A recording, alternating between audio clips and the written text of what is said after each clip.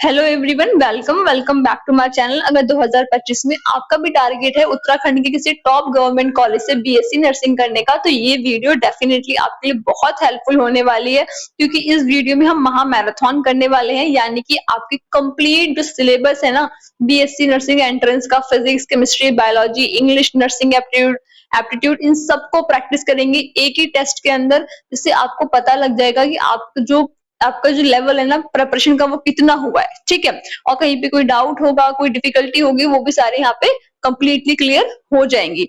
तो मेरी आप सबसे यही रिक्वेस्ट है कि अगर आप चैनल पे नए हो और आपने अब तक चैनल को सब्सक्राइब नहीं करा है, तो प्लीज सब्सक्राइब कर लो, बेल आइकन को प्रेस कर लो, ताकि आपसे कोई भी अपडेट मिस ना हो जाए। और हाँ, वीडियो को पूरा देखना, कहीं भी स्किप मत करना, वरना कोई भी क्वेश्चन समझ में नहीं आएगा और फिर आपको लगेगा कि कोई फायदा नहीं हुआ इस वीडियो को देखने का। ठीक है, तो कंप्लीटली पूरा वॉच करना।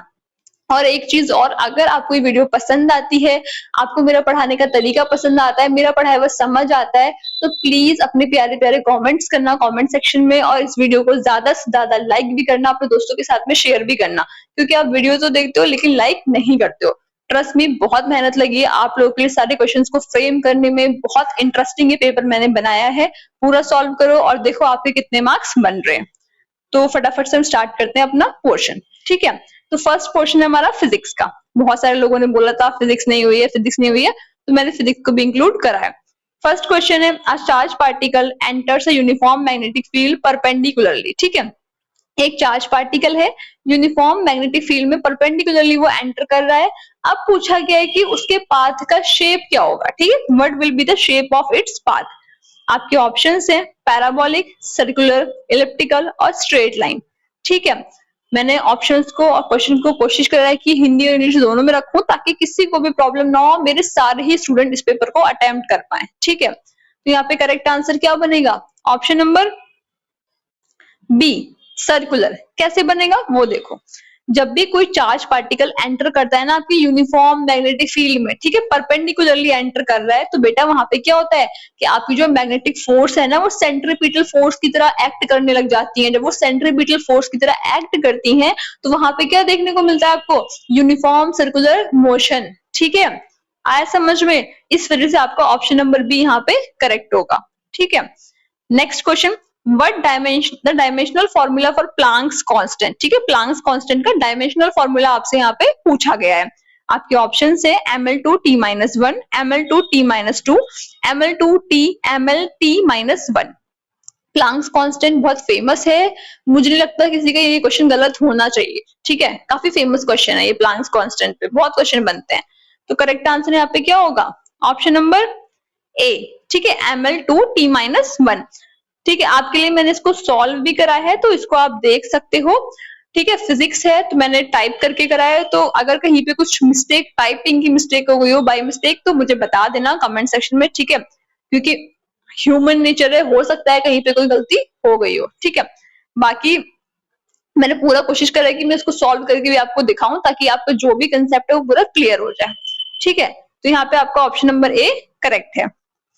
Next question, two wires of the same material and length but different radii are connected in series। ठीक है, दो वायर हैं, सेम मटेरियल की हैं और सेम लेंथ की। ठीक है, मटेरियल और लेंथ सेम है, लेकिन उनकी जो रेडियस है ना, रेडियाई, वो डिफरेंट है। ठीक है, बट डिफरेंट रेडियाई, और फिर कैसे है वो सीरीज में कनेक्ट कर दी गई है। विच क्वांटिटी रिमेन्स द सेम, तो इनमें से कौन सी क्वांटिटी सेम रहेगी? ठीक है, आपसे पूछा गया वोल्टेज, करंट, रेजिस्टेंस और पावर। बताओ क्या सेम रहेगा यहाँ पे? थोड़ा सा अपने कंसेप्ट लगाओ फिजिक्स के। अच्छा क्वेश्चन है ये भी। करेक्ट आंसर क्या बनेगा? Option number B. ठीक है, करंट। कैसे बनेगा? In series combination. ठीक है, जब भी सीरीज का कॉम्बिनेशन चलता है तो सेम करंट फ्लो करता है सारे ही एलिमेंट में। क्यों? क्योंकि हमने वहां बोला है ना, देखो यहाँ पे साफ साफ लिखा है कि किसी में कनेक्ट है, वो सीरीज में है। ठीक है, तो इसलिए सेम करंट फ्लो करेगा। Next question, if the kinetic energy of a body become 4 time. ठीक है, किसी एक बॉडी की काइनेटिक एनर्जी 4 गुना हो चुकी है, what happens to its momentum. ठीक है, उसका मोमेंटम को क्या हो जाएगा, ये पूछा गया है। ठीक है, डबल, ट्रिपल, क्वाड्रुपल और हाफ।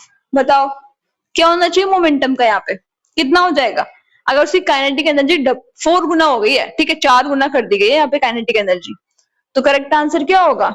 ऑप्शन नंबर ए, ठीक है, डबल हो जाएगा। कैसे होगा वो देखो। ठीक है, यहाँ पे मैंने पूरा सॉल्व कर रखा है, इसको देख सकते हो कि इसी जो काइनेटिक वो जो आपका यहाँ पे मोमेंटम है वो डबल हुआ। किस तरीके से हुआ देखो, ये पूरा मैंने यहाँ पे सॉल्व करा है, लिखा है के इक्वल्स टू P22m, ठीक है, फिर यहाँ पे डायरेक्टली प्रोपोर्शनल है आपका, तो ये पूरा मैंने यहाँ पे सॉल्व करके बताया है, तो इसको आप देख सकते हो। अगर किसी को कोई डाउट है, बट कोशिश करो कि मेरे सोल्यूशन को ना देखो, खुद से सॉल्व करो, ठीक है, खुद से करोगे तो ज्यादा अच्छा होगा, क्योंकि वहां पे पेपर के टाइम पे आपने ही करना है, ठीक है। Next question, which of the following graphs correctly represent uniform acceleration, इनमें से कौन सा ग्राफ जो है वो यूनिफॉर्म एक्सेलरेशन को पूरा करेक्टली रिप्रेजेंट कर रहा है, ठीक है।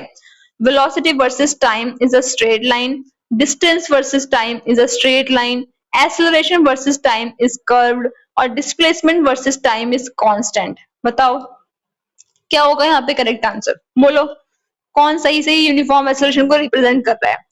करेक्ट आंसर क्या बनेगा, option number A, velocity versus time क्या होता है, स्ट्रेट लाइन में, ठीक है। Uniformly accelerated motion, velocity change हो जाएगी लीनियरली टाइम के साथ में, ठीक है। Next question, the body projected with velocity of u at angle theta reaches maximum height h, what is the time to reach, ठीक है। तो बताओ यहाँ पे आपके ऑप्शंस दे रखे हैं, क्या होना चाहिए करेक्ट आंसर, ठीक है, बोलो क्या होगा correct answer, option number any guesses, B, ठीक है। यहाँ सॉल्व भी करा है मैंने, तो उसको देख सकते हो, ठीक है। Next question, the work done in moving a charge q in an electric field E over displacement D is, ठीक है, वर्क डन पूछा है, मूविंग चार्ज है q, इलेक्ट्रिक फील्ड है E, और डिस्प्लेसमेंट D रखा गया है, ठीक है। तो बताओ यहाँ पे क्या होना चाहिए, QED cos theta, QED cos theta, इस तरीके से आपके ऑप्शंस दिए हैं, बताओ मुझे क्या होना चाहिए correct answer, option number A, ठीक है। वर्क क्या होता है, equals to force into displacement into cos theta, लगा लो फॉर्मूला, आ जाएगा आंसर निकल के, ठीक है। Next question, which law govern the reflection of light, इनमें से कौन सा लॉ रिफ्लेक्शन ऑफ लाइट को बताता है, Snell's law, Faraday's law, Newton's law, और लॉ ऑफ रिफ्लेक्शन। बताओ कौन सा लॉ बताएगा, ऑप्शन नंबर डी, ठीक है, law of reflection. It state that angle of incidence equals to angle of reflection, ठीक है, एंगल ऑफ इंसिडेंस किसके बराबर है, एंगल ऑफ रिफ्लेक्शन के बराबर है। And incident ray, normal and reflected ray lie in the same plane, इसकी वजह से जो आपकी इंसिडेंट रे है, नॉर्मल है, और जो रिफ्लेक्टेड रे है वो एक ही प्लेन पे आ रही है, ठीक है। और एक चीज और, जो न्यूमेरिकल है ना बेटा, उसको कोई भी ऐसे एक्सप्लेन पूरा नहीं कर पाएगा, न्यूमेरिकल सॉल्व करने की आदत डालो, ठीक है। जितना थ्योरी पोर्शन है उसको आपको कोई भी बहुत डिटेल में एक्सप्लेन कर सकता है, लेकिन न्यूमेरिकल कैसे करके आया, ठीक है, फॉर्मूला बताएगा कोई भी, लेकिन सॉल्व आपको ही करना पड़ेगा, वैल्यूज आपको ही निकालनी पड़ेंगी, ठीक है। Next question, the unit of magnetic flux, बताओ मैग्नेटिक फ्लक्स की यूनिट क्या होगी, टेस्ला, वीबर, हेनरी और ओम, क्या होना चाहिए correct answer, option number any guesses, B, weber, ठीक है। मैग्नेटिक फ्लक्स का यहाँ पे फॉर्मूला दिया है, तो आपकी यूनिट क्या बनेगी, वीबर, ठीक है, सॉल्व भी कराया मैंने, देख लेना इसको। Next question, if two identical resistors are connected in parallel, अगर ठीक है तो आइडेंटिकल रजिस्टर्स इनको पैरेलली हमने कनेक्ट कर दिया है, तो रिजल्टेंट रेजिस्टेंस कितना बनेगा, ठीक है, ये पूछा गया है, R, R by two, two R और 0, बोलो कितना बनना चाहिए, क्या होगा correct answer, option number B, ठीक है, आर बाय टू। ये सॉल्व करा है, इसको देखना, लेकिन कोशिश करना खुद सॉल्व करो पहले, ठीक है। यहाँ पूरा बताया है मैंने कि पैरेलली रखा है, तो 1 by R E Q equals to 1 upon R plus 1 upon R equals to 2 by R, ठीक है। तो इसको पूरा फॉर्मूले में रखा है, तो आपका लास्ट में क्या आ रहा है, आर बाय 2 आ रहा है, ठीक है। नेक्स्ट क्वेश्चन बायोलॉजी का पोर्शन है, ठीक है। Which of the following is not a post-transcriptional modification in eukaryotes, ठीक है, यूकैरियोट्स में इनमें से कौन सा नहीं है, ठीक है, नॉट का क्वेश्चन है, नॉट मैंने हाईलाइट करा है। पोस्ट ट्रांसक्रिप्शनल मॉडिफिकेशन, बताओ 5 कैपिंग, स्प्लिसिंग, 3 पॉली एडिनिलेशन और removal of introns from mRNA, बताओ क्या होगा correct answer, option number any guess, D, ठीक है, कैसे होगा वो देखो। सॉरी, इंट्रॉन्स रिमूव होते हैं ड्यूरिंग स्प्लिसिंग के टाइम पे, ठीक है। तो वहां पे क्या हो जाएगा, not separately as post transcriptional event, मतलब स्प्लिसिंग के टाइम पे ही वो वहां से रिमूव हो जा रहे हैं, ठीक है। अलग से पोस्ट ट्रांसक्रिप्शनल इवेंट की तरह वहां पे कुछ भी नहीं हो रहा है, ठीक है। Next question, which type of immunity is achieved after recovery from a viral infection. Suppose करो कोई एक पेशेंट आया, उसको वायरल इन्फेक्शन हुआ था, अब उसके बाद में जो उसके पास इम्यूनिटी वो अचीव करेगा वो कौन सी इम्यूनिटी होगी, ये पूछा गया है, ठीक है। Active acquired, passive natural, innate और ऑटो इम्यून, बताओ कौन सी होनी चाहिए, क्या होगा correct answer. Option number A, ठीक है। बॉडी फॉर्म्स करती है it own antibodies after infection, मतलब इन्फेक्शन एक बार हुआ तो बॉडी ने खुद की ही एंटीबॉडीज बना ली, इसे बोलते हैं एक्टिव एक्वायर्ड इम्यूनिटी, ठीक है। एक्वायर करी हमने, इन्फेक्शन हुआ उसके बाद हमें वो मिली तो वो एक्वायर हो गई, ठीक है, active acquired immunity. Next question, in a C4 plant the first stable product is, ठीक है। C4 प्लांट से तो पहला फर्स्ट स्टेबल प्रोडक्ट क्या बनेगा, आपके ऑप्शंस हैं three phosphoglyceric acid, oxaloacetic acid, pyruvic acid और मैलिक एसिड, बताओ क्या बनना चाहिए, क्या होगा correct answer. Option number D, ठीक है। C4 पाथवे स्टार्ट होता है आपका फिक्सेशन ऑफ CO2 से, ठीक है, किसमें, ऑक्सैलो एसिटिक एसिड में। Next question, which hormone is responsible for seed dormancy, seed dormancy के लिए कौन सा हार्मोन रिस्पॉन्सिबल होता है, ऑक्सिन, साइटोकाइनिन, ABA और गिबरलिन, बताओ कौन सा है यहाँ पे correct answer. Option number C, ठीक है। एब्सिसिक एसिड इनहिबिट कर देता है ग्रोथ को और प्रमोट करता है डोरमेंसी को, ठीक है, ग्रोथ को रोक देगा वहीं पे और डोरमेंसी को बढ़ावा देगा वो। Next question, which blood vessel has the lowest oxygen content in a healthy adult, ठीक है, कौन सी ब्लड वेसल में सबसे कम ऑक्सीजन कंटेंट होता है, वो भी किस पेशेंट में, एक हेल्दी एडल्ट आपके पास आया है जब। Pulmonary vein, renal vein, pulmonary artery और हेपेटिक आर्टरी, बताओ क्या होना चाहिए करेक्ट आंसर। ऑप्शन नंबर बोलो सी, ठीक है। पल्मोनरी आर्टरी कैरी करती है डीऑक्सीनेटेड ब्लड को लंग्स में। मुझे बहुत सारे लोगों ने बोला था दीदी बहुत इजी इजी क्वेश्चन हो रहे हैं, कि इतना इजी पेपर आता है, तो इस बार मैंने थोड़े घुमा के और टफ क्वेश्चन डाले हैं, ठीक है। अब मुझे ये करो पेपर और फिर बताओ मुझे कि तुम्हें ये क्वेश्चन कैसे लगे, ठीक है। Next question, which of the following is a correct feature of genetic code, इनमें से कौन सा करेक्ट फीचर है जेनेटिक कोड का, overlapping, ambiguous, non overlapping, universal और नॉन डिजेनरेट, बताओ जेनेटिक कोड का पूछा है, करेक्ट फीचर सही वाला फीचर बताओ जेनेटिक कोड का, क्या होना चाहिए correct answer. Option number C, genetic code क्या आपका यूनिवर्सल और नॉन ओवरलैपिंग होता है। Next question, which phase of meiosis shows terminalisation of chiasmata, ठीक है, मियोसिस का कौन से फेज में आपको पता लगता है फिर दिखता है किसका, कियास्माटा का, कियास्मेटा का, और टर्मिनलाइजेशन वहां पे हो रहा है, ठीक है। पढ़ा होगा ना वहां पे कियास्मेटा फॉर्म होता है आपका। आपके ऑप्शन है लिपो, लिप्टोटीन, पैकेटीन, डिप्लोटीन और डायाकाइनेसिस, बताओ क्या होना चाहिए correct answer. Option number D, ठीक है। टर्मिनलाइजेशन ऑफ कियास्माटा कहाँ होता है आकर, डायकाइनेसिस में, प्रोफेज 1 के, ठीक है, ध्यान रखना प्रोफेज 1 ऐसे करके पी मैट होता है ना, प्रोफेज, मेटाफेज, एनाफेज और टीलोफेज, इस तरीके से होता है पूरा। Next question, which ecosystem has the highest gross primary productivity, ठीक है, कौन से इकोसिस्टम की सबसे ज्यादा ग्रॉस प्राइमरी प्रोडक्टिविटी देखने को मिलती है, ठीक है। आपके ऑप्शंस हैं tropical rain forest, desert, tundra और टेम्परेट ग्रासलैंड, बताओ क्या होना चाहिए correct answer. Option number A, ठीक है। ट्रॉपिकल रेन फॉरेस्ट क्या होते हैं आपके, डेंस वेजिटेशन रखते हैं और मैक्सिमम फोटोसिंथेटिक एक्टिविटी होगी। अब देखो बेटा ज्यादा लीव्स हैं, सब कुछ है, तो वहां फोटोसिंथेसिस ज्यादा होगी नहीं होगी, क्योंकि हमें पता है फोटोसिंथेसिस कहाँ होती है, यहाँ पे क्लोरोफिल होता है, ठीक है।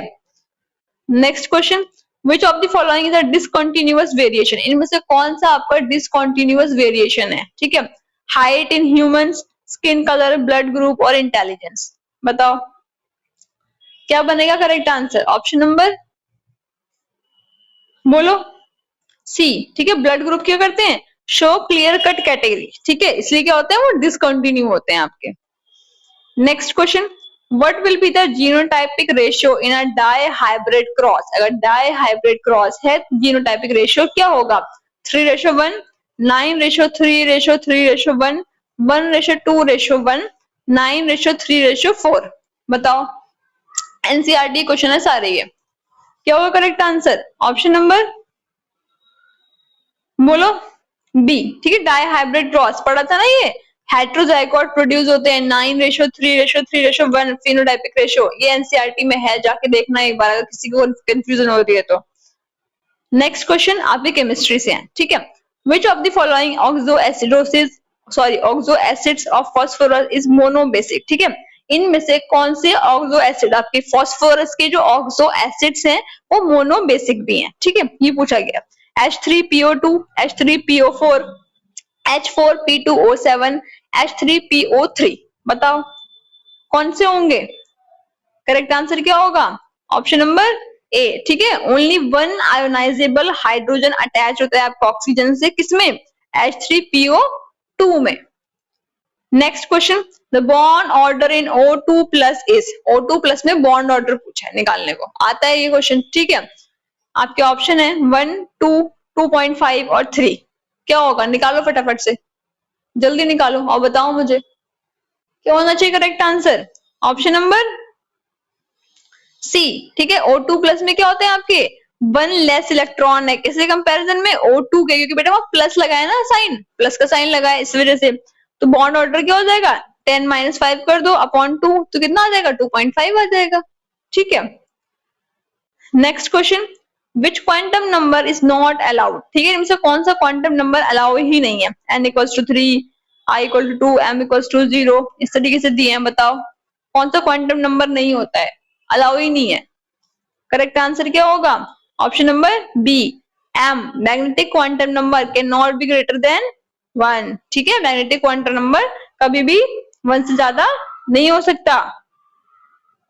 यहाँ पे कितना दिया ऑप्शन में? 2 दे दिया है। Next question, which of the following has the smallest bond angle? इनमें से किसका सबसे छोटा बॉन्ड एंगल देखने को मिलेगा?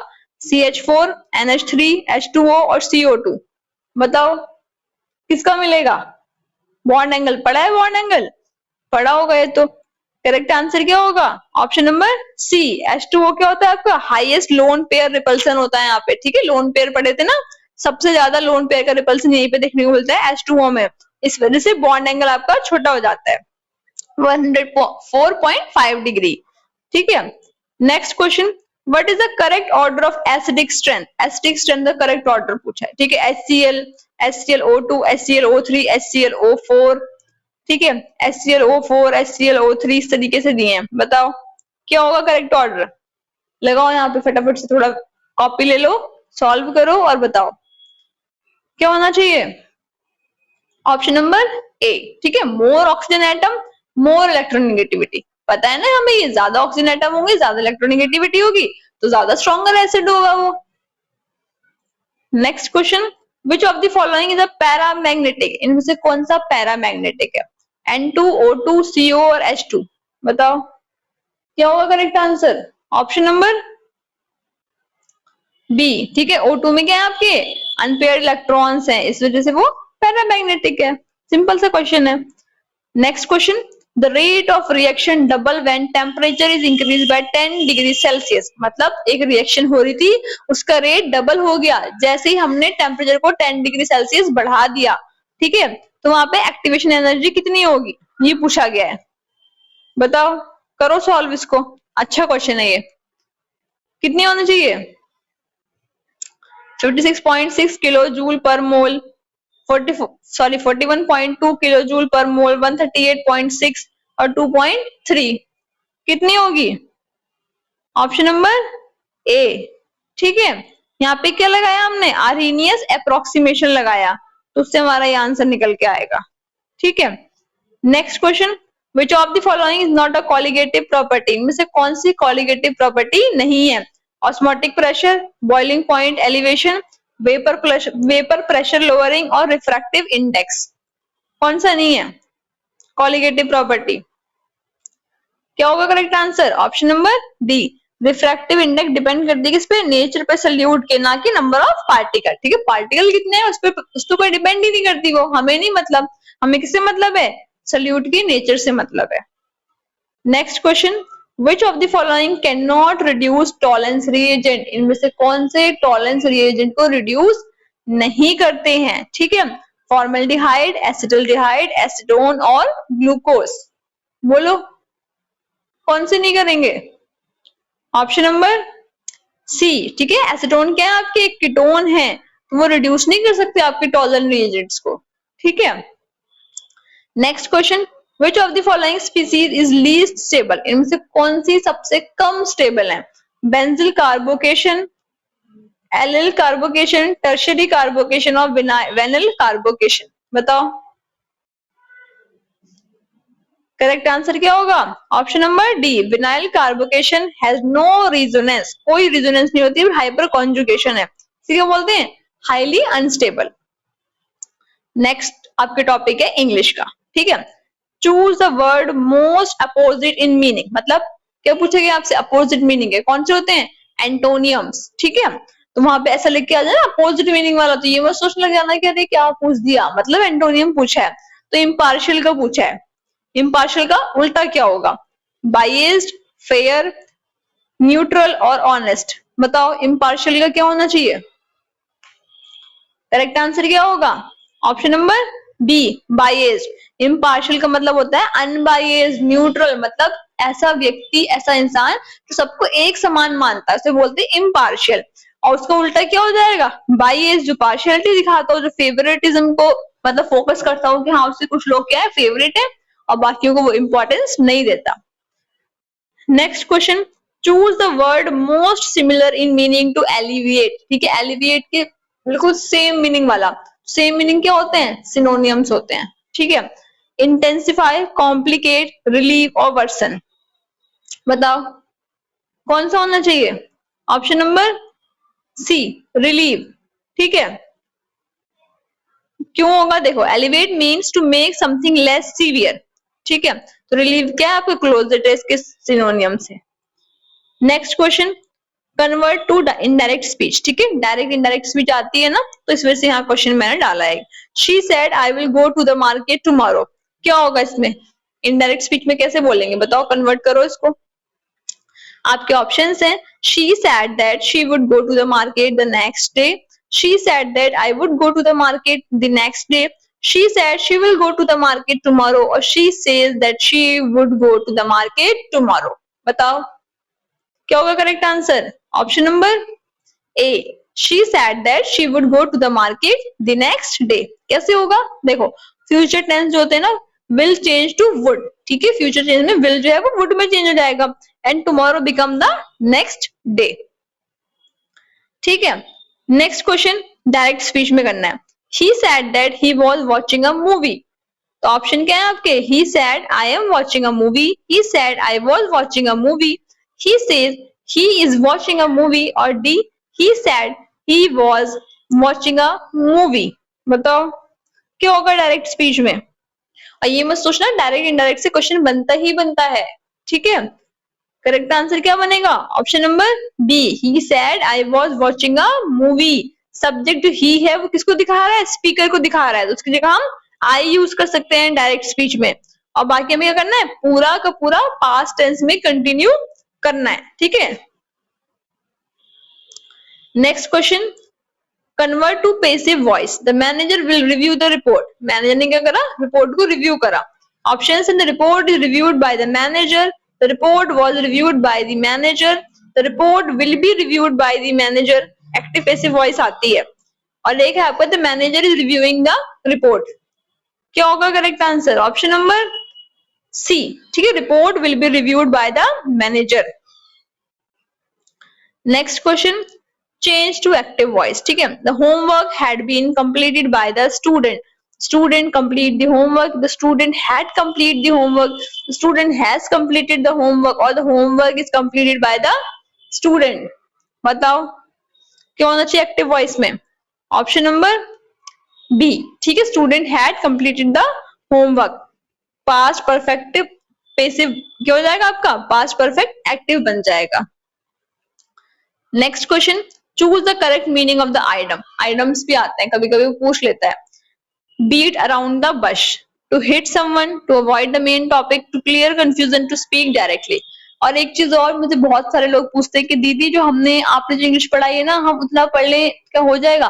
तो देखो इंग्लिश के टॉपिक से आएगा, डायरेक्ट डायरेक्ट स्पीच आएगी, एंटोनिम सिनोनिम आएंगे, एक्टिव पैसिव वॉइस आएगी, बट सेम क्वेश्चन जो यहाँ लिखा है ना कि beat around the bush, items आएंगे, पर यही वाला आइटम आएगा, ये गारंटी मैं नहीं लेती हूँ, ठीक है? और ये शायद कोई भी नहीं लेगा।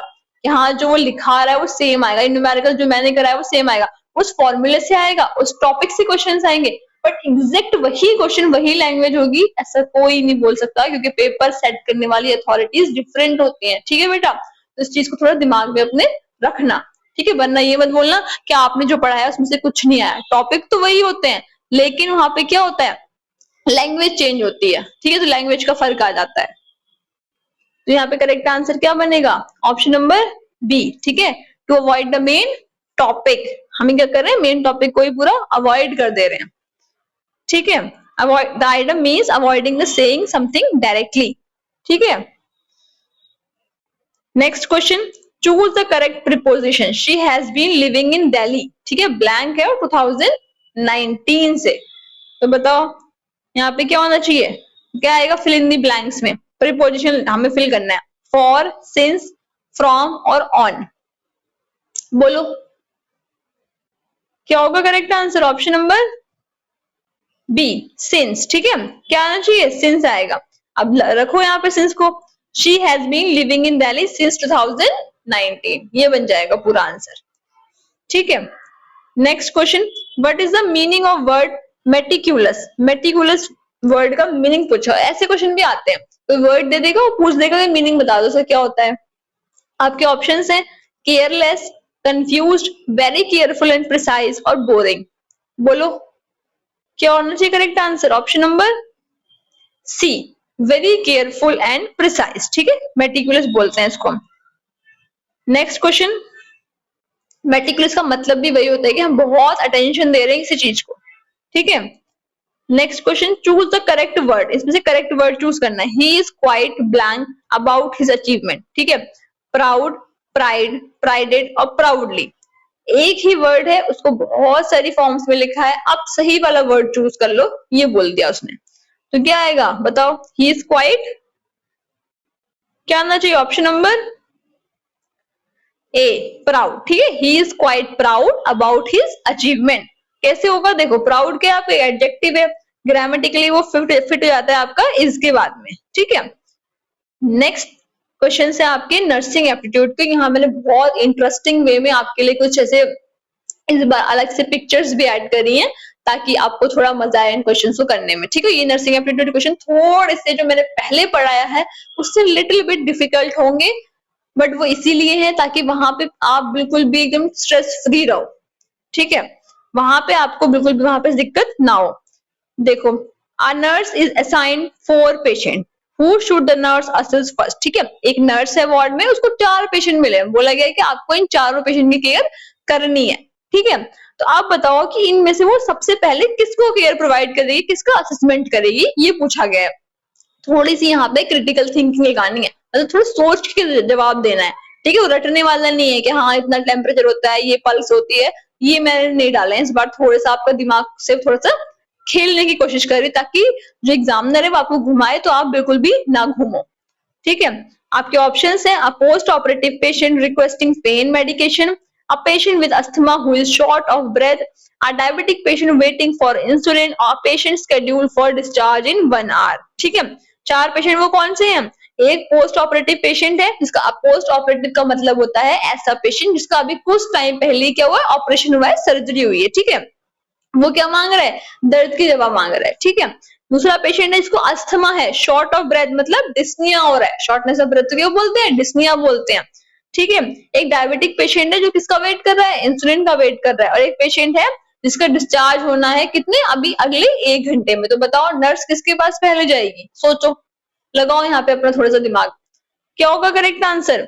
ऑप्शन नंबर बी, ठीक है? अस्थमा की पेशेंट के पास जाएगी बेटा वो, क्यों? क्योंकि ऑपरेशन वाला पेशेंट को दर्द हो रहा है, ठीक है, ब्लीडिंग नहीं हो रही। ब्लीडिंग होती कुछ होता तो हम उसके पास पहले जाते। दर्द हो रहा है तो उसको थोड़ा सा हम वेट करा सकते हैं, ठीक है। पेशेंट का डिस्चार्ज होने वाला है, उसको भी हम वेट करा सकते हैं, ठीक है।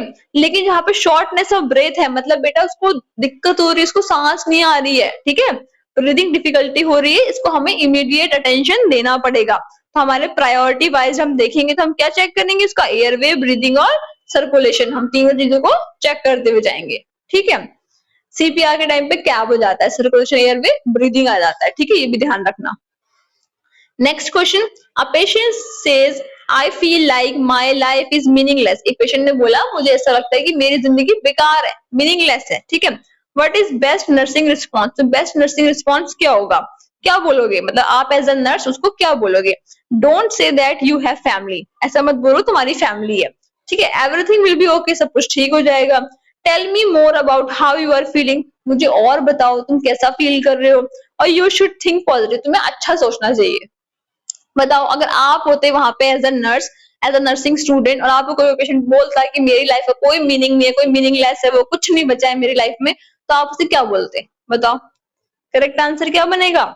Option number C, tell me more about how you are feeling, ठीक है। कभी भी जब थेरापेटिक कम्युनिकेशन होता है, अगर पेशेंट ऐसा कुछ बोल रहा है कि मेरी लाइफ खराब हो गई है, मुझे अपनी लाइफ नहीं जीनी है, मुझे अच्छा नहीं लग रहा है, मेरी लाइफ में कोई पर्पस नहीं बचा है, तो आप जानने की कोशिश करो कि वो ऐसा क्यों बोल रहा है, पीछे का रीजन क्या है उसके, ठीक है। तो आपका क्वेश्चन वहां पे क्या बनेगा कि मुझे और बताओ इसके बारे में, तुम कैसा महसूस कर रहे हो। तो तुम ये बोलोगे ना उसको, तो वो बताएगा कि उसको ऐसा महसूस क्यों हो रहा है, ठीक है। Next question, A nurse find another nurse administering the wrong medication, ठीक है। आप अपने वार्ड में हो, एक नर्स और है, आपने देखा कि वो गलत मेडिसिन लगा रही है, ठीक है। एडमिनिस्ट्रेशन का मतलब होता है लगाना या देना। What is the ethical responsibility, तो आपकी जिम्मेदारी क्या बनती है? आपके ऑप्शन है, इग्नोर एंड कंटिन्यू वर्क, मतलब छोड़ो अपना काम करो।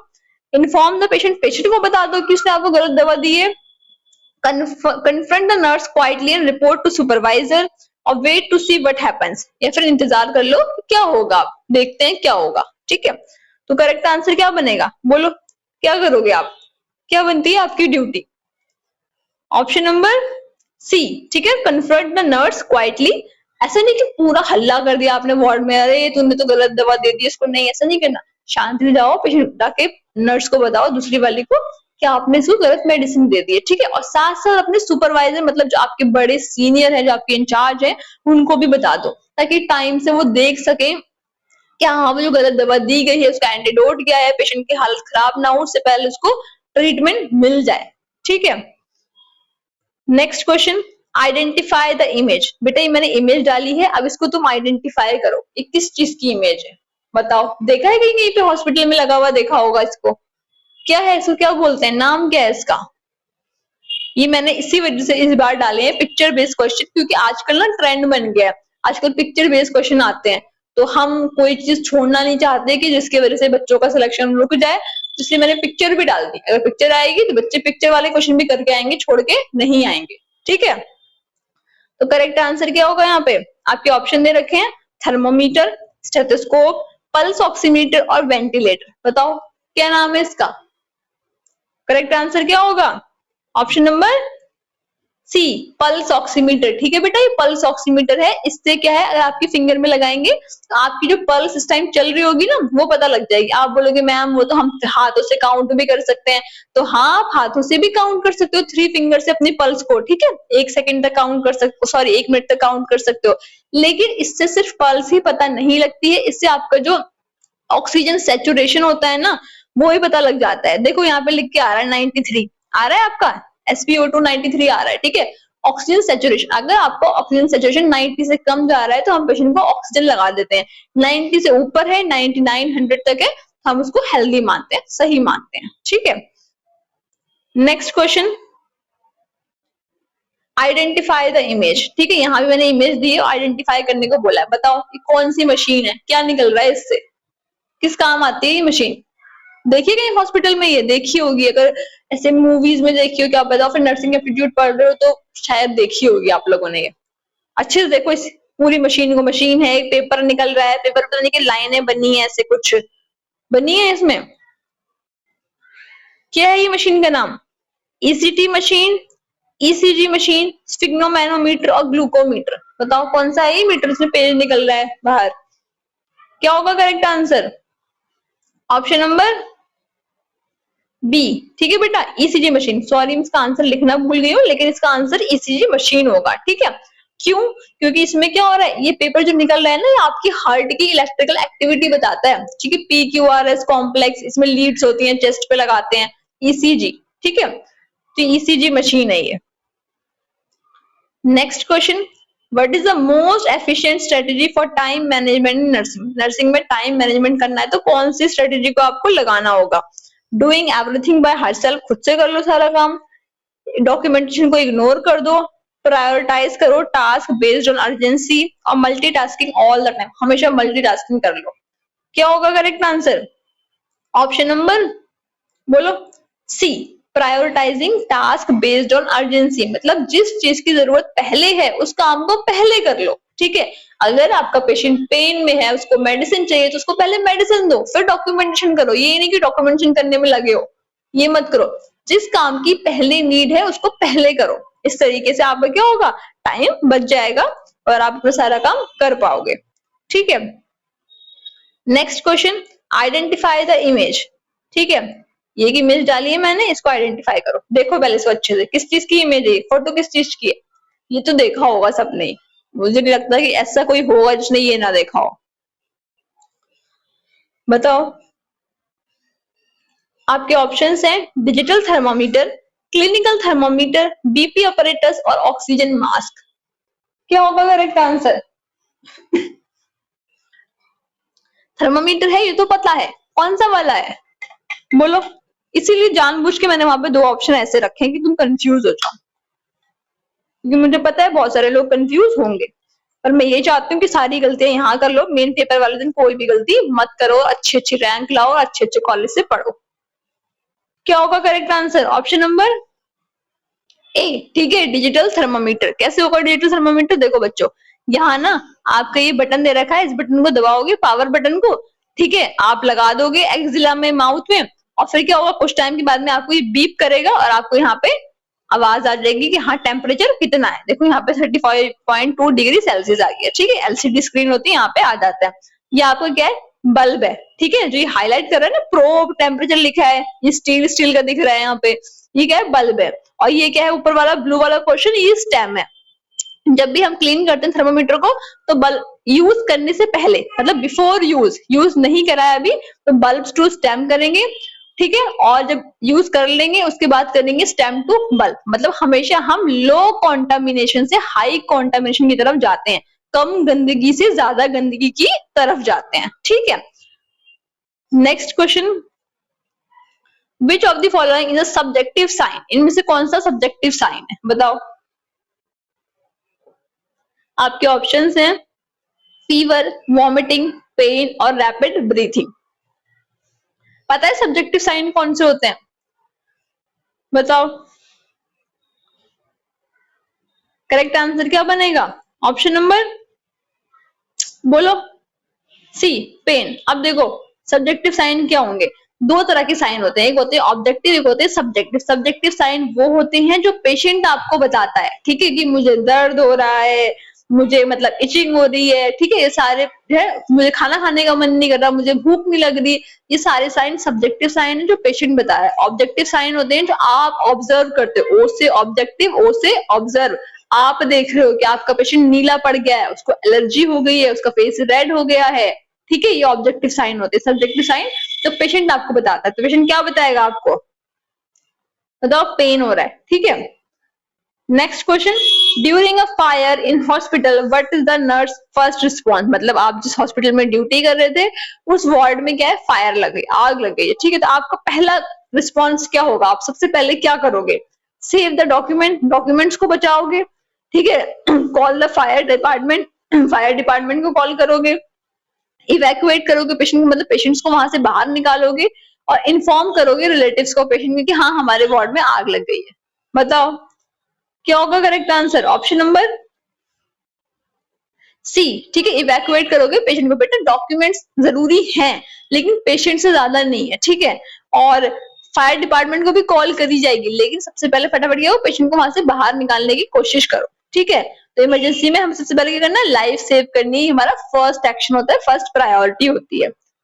Next question, a nurse find a patient unconscious but is the first step। एक अनकॉन्शियस पेशेंट नर्स को मिला तो वो पहले क्या करेगी, ठीक है। बेहोश है मरीज, आपके ऑप्शंस हैं, ब्लड प्रेशर चेक करेगी, सीपीआर देने लग जाएगी फटाफट से। सीपीआर की फुल फॉर्म क्या होती है बताओ मुझे, कार्डियो पल्मोनरी रिससिटेशन, ठीक है। Shout for help and check responsiveness और कॉल द डॉक्टर, डॉक्टर को कॉल करेगी। बताओ करेक्ट आंसर क्या होगा, option number C, shout for help and check responsiveness. Blood pressure बाद में चेक कर जाएगा, सीपीआर भी तभी देंगे देख तो ले पहले पेशेंट की रिस्पॉन्स कर भी नहीं कर रहा, ठीक है। डॉक्टर को भी बुलाएंगे लेकिन पहले देखो कि पेशेंट रिस्पॉन्स कर रहा है नहीं कर रहा, तो बोलो शाउट फॉर हेल्प और रिस्पॉन्स उसका चेक कर लो, ठीक है। तो आई होप कि आपको इन क्वेश्चन को प्रैक्टिस करने में मजा आया होगा, आपको ये वीडियो अच्छी लगी होगी। अगर आपको ये वीडियो अच्छी लगी है, आपके लिए हेल्पफुल रही है, तो प्लीज ज्यादा से ज्यादा लाइक करना, अपने दोस्तों के साथ में शेयर भी करना। और ट्रस्ट मी बहुत मेहनत लगी है इस वीडियो को बनाने में, एक्सप्लेन करने में आपको हर एक टॉपिक, तो अपने प्यारे प्यारे कमेंट्स भी जरूर करना, ठीक है। और अगर आपको मेरे कंटेंट से जो मैंने आपको पूरा पढ़ाया है, सब चीजें बताई हैं हर एक सब्जेक्ट की, आपका जब रिजल्ट आता है और आपको लगता है कि आपकी उस रैंक में, उस जो आपको कॉलेज मिला है उसमें अगर मेरा 1% का भी कंट्रीब्यूशन रहा है, आपको लगता है कि मेरी गाइडेंस कहीं 1% भी काम आई है, तो प्लीज मुझे आकर के किसी भी वीडियो के कमेंट सेक्शन में या फिर मेरे टेलीग्राम ग्रुप पे या मेरे इंस्टाग्राम पे मुझे जरूर बताना। मुझे बहुत अच्छा लगेगा, बहुत खुशी होगी कि अगर आपकी सक्सेस स्टोरी में मेरा 1% का भी वहां पे कुछ ना कुछ कंट्रीब्यूशन रहा होगा तो, ठीक है। और चैनल पे नए हो और अब तक सब्सक्राइब नहीं करा है तो जाओ जाकर के सब्सक्राइब कर लो, बेल आइकन को प्रेस कर लो ताकि कोई भी अपडेट मिस ना हो जाए, क्योंकि अभी तो जर्नी हमारी शुरू हुई है, ठीक है। अभी आपका रिजल्ट आएगा, फिर आपकी काउंसलिंग होगी, बहुत सारी चीजें होने वाली हैं, तो उन सब में भी हमने बहुत सारा काम करना है, ठीक है। बाकी मिलते हैं नेक्स्ट वीडियो में, तब तक के लिए thank you and have a nice day.